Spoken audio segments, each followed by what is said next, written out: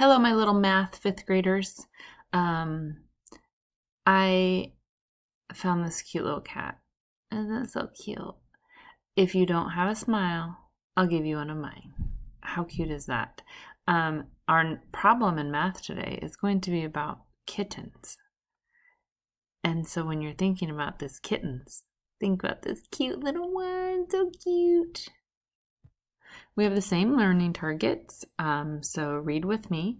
I can multiply two fractions by each other, and also I can use an area model to multiply fractions. So here is our problem.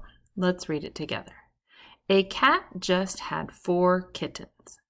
If each kitten weighed 1 3/4 pounds when it was born, how much did all of the kittens weigh together? So almost 2 pounds every cat, and there are 4 of them. So we could add here, but we're going to multiply the 4 by 1 3/4. All right, so we're going to just jump to the area model here. So we have a 1 3/4, and then we have our 4. Inside, remember, we're going to multiply.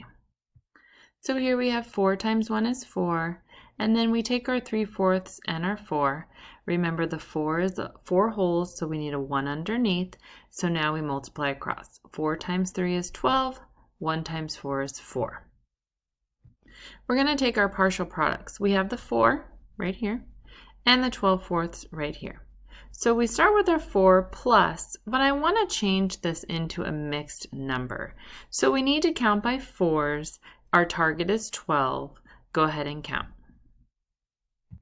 And hopefully you got 3. There was nothing left over. So now we add our partial products. 4 plus 3 equals 7. And now we're going to go back to our question. How much do all of the kittens weigh together?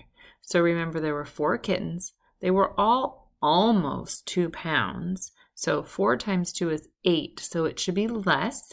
So this would be a good answer, 7 pounds all together. And this is for you dog lovers that aren't too into cats, but dogs can smile too. So he says, I smile because I have no idea what's going on. Sometimes that happens, and that's okay. But he makes us smile even if we know what's going on. Now go do your exit ticket.